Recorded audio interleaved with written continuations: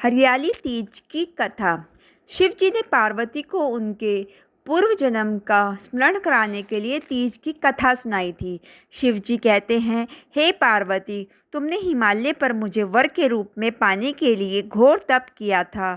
अन्न जल त्यागा, पत्ते खाए, सर्दी गर्मी बरसात में कष्ट सहे। तुम्हारे पिता दुखी थे। नारद जी तुम्हारे घर पधारे और कहा, मैं विष्णु जी के भेजने पर आया हूँ। वह आपकी कन्या से प्रसन्न होकर विवाह करना चाहते हैं। अपनी राय बताएं। पर्वतराज प्रसन्नता से तुम्हारा विवाह विष्णु जी से कराने को तैयार हो गए। नारद जी ने विष्णु जी को यह शुभ समाचार सुना दिया, पर जब तुम्हें यह पता चला तो बड़ा दुख हुआ। तुम मुझे मन से अपने पति मान चुकी थी। तुमने अपने मन की बात सहेली को बताई। सहेली ने तुम्हें एक ऐसे घने वन में छुपा दिया जहाँ तुम्हारे पिता नहीं पहुँच सकते थे। वहाँ तुम तप करने लगी। तुम्हारे लुप्त होने से पिता चिंतित होकर सोचने लगे, यदि इस बीच विष्णु जी बारात लेकर आ गए तो क्या होगा।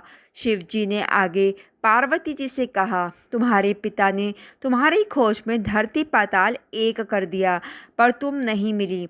तुम गुफा में रेत से शिवलिंग बनाकर मेरी आराधना में लीन थी। प्रसन्न होकर मैंने मनोकामना पूरी करने का वचन दे दिया। तुम्हारे पिता खोजते हुए गुफा तक पहुँचे। तुमने बताया कि अधिकांश जीवन शिव जी को पति रूप में पाने के लिए तप में बिताया है। आज तप सफल रहा।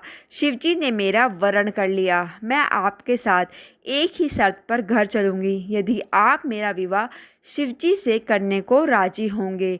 पर्वतराज मान गए। बाद में विधि विधान के साथ हमारा विवाह किया। हे पार्वती, तुमने जो कठोर व्रत किया था उसी के फलस्वरूप हमारा विवाह हो सका। इस व्रत को निष्ठा से करने वाली स्त्री को मैं मन वांछित फल देता हूँ। उसे तुम जैसा अचल सुहाग का वरदान प्राप्त हो।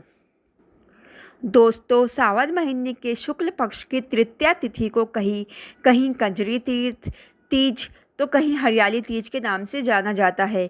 भविष्य पुराण में देवी पार्वती बताती हैं कि तृतीया तिथि का व्रत उन्होंने बनाया है, जिससे स्त्रियों को सुहाग और सौभाग्य की प्राप्ति होती है।